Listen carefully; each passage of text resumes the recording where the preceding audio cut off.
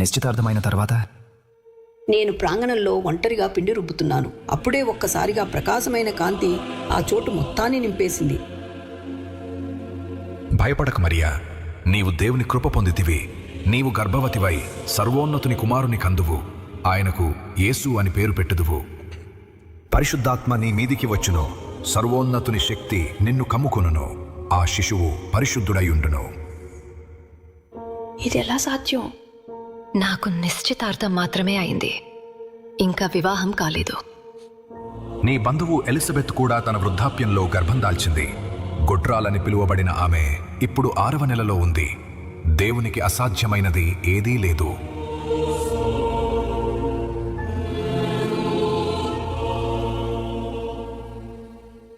ఆ మాటలు నా హృదయంలో లోతుగా నాటుకుపోయాయి లూకా.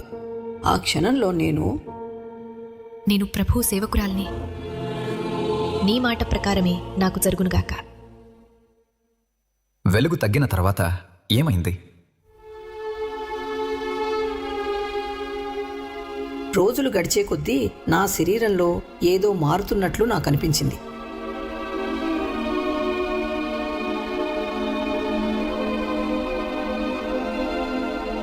నేను ఆ సంగతిని అమ్మా నాన్నలకు చెప్పాను.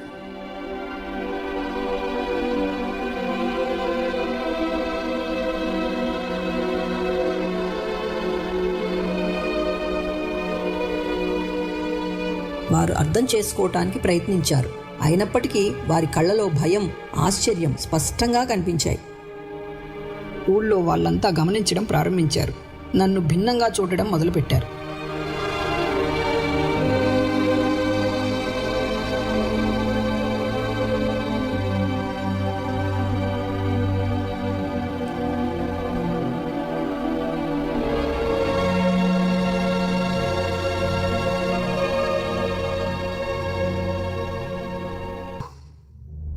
అతనికి ఈ విషయం చెప్పినప్పుడు ఎలా స్పందించాలో అర్థం కాక మౌనంగా అక్కడి నుంచి వెళ్ళిపోయాడు. అతని మనసు అయోమయంతో, నొప్పితో, బాధతో నిండిపోయాయి.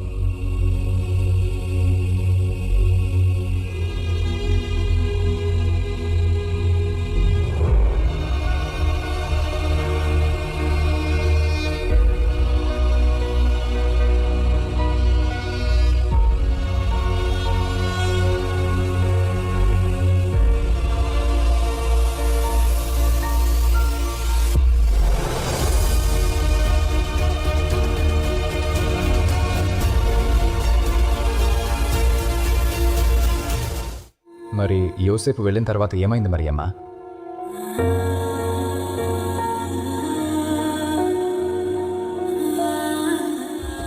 మరియా గర్భవతి అయింది. అది ఎట్లా జరిగిందో నాకు తెలియదు. నేనేం చేయాలో అర్థం కావడం లేదు.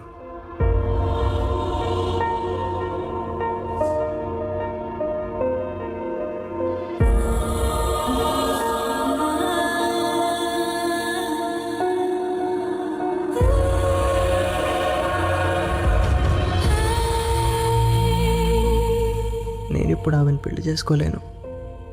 ఆమె నెమ్మదిగా దూరంగా ఉంచుతాను.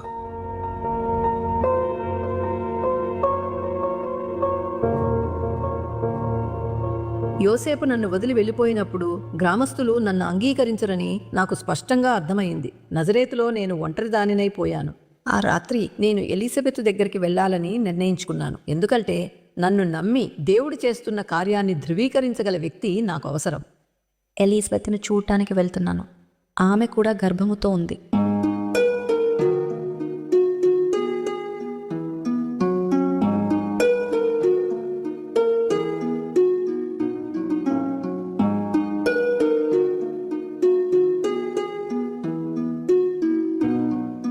ఆందోళన పడకండమ్మా, దేవుడు నన్ను కాపాడుతాడు.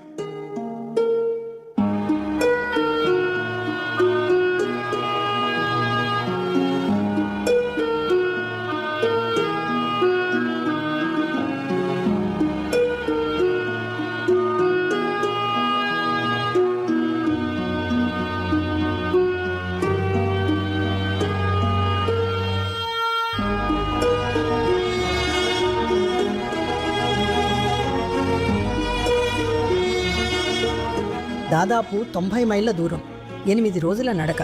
మార్గంలో ప్రజలు చేరారు. కొందరు తమ దారిని వెళ్ళిపోయారు.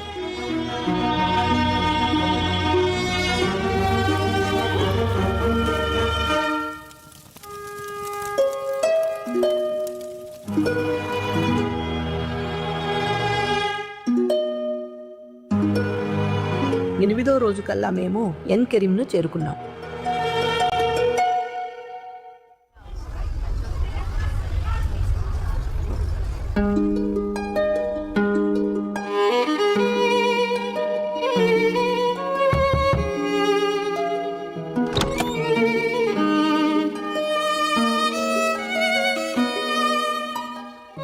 నీవు స్త్రీలందరిలో ఆశీర్వదించబడిన దానివి. నా ప్రభు తల్లి నన్ను సందర్శించటానికి రావటం నాకు ఎందుకు ఇంతటి గౌరవం?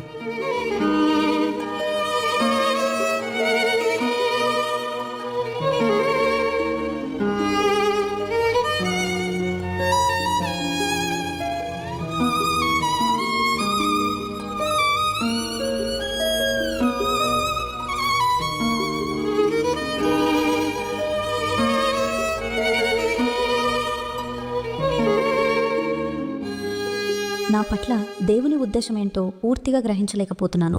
నేను అర్థం చేసుకోగలను మరియా. దేవుని యొక్క ప్రణాళికలో నిన్ను ఎన్నుకున్నాడు. మరియా, ప్రభు ఏం చేశాడో నీకు నేను చెప్తాను. అబియా విభాగాన్ని యెరూషలేముకు పిలిచారు. ఆ రోజుల్లో ఆలయంలో ఉండాల్సిన దానికంటే ఎక్కువ మంది యాజకులు ఉండేవారు. ఇశ్రాయేల్ అంతటా దాదాపు 20,000 మంది ఉన్నారు. దావీదు మహారాజు వారిని 24 విభాగాలుగా విభజించాడు. ఒక్క విభాగం వారానికి ఒక్కసారి, సంవత్సరానికి 2 సార్లు సేవ చేస్తుంది. ధూపం వేయడానికి ఎంపిక చేయబడిన యాజకుడిని చీట్ల ద్వారా ఎంపిక చేస్తారు. ఈ గౌరవం చాలా తక్కువ మందికి లభిస్తుంది. జకర్యా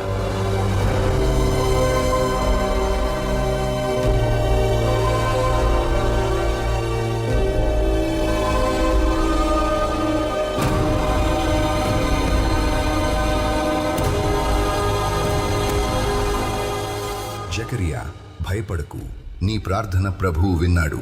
నీ భార్య ఎలీసబెతుకు ఒక కుమారుడు పుడతాడు. అతనికి యోహాను అని పేరు పెట్టు. అతడు ప్రభువు ఎదుట గొప్పవాడై పరిశుద్ధాత్మతో నిండినవాడై ఉంటాడు. ఇది ఎలా సాధ్యం? నేను వృద్ధుణ్ణి. ఎలిజబెత్ కూడా గర్భం దాల్చే వయసులో లేదు. నా మాటలు నీవు నమ్మలేదు కాబట్టి ఇదంతా నిజమయ్యే వరకు నీవు మౌనివై ఉంటావు.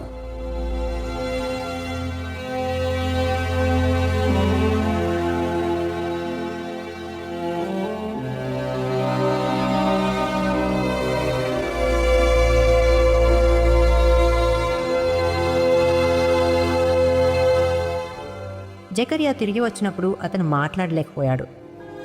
కానీ తన చేతుల సంకేతాలతో జరిగిన ప్రతిదాన్ని నాకు వివరించాడు.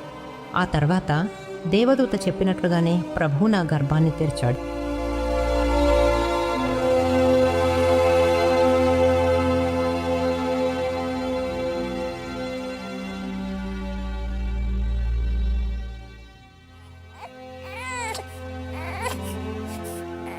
అలా బాప్తిసమిచ్చు యోహాను జన్మించాడు. ప్రవచనం నెరవేరింది. ప్రభువుకు మార్గం సిద్ధం చేయడానికి ఎన్నుకోబడిన వాడు పుట్టాడు.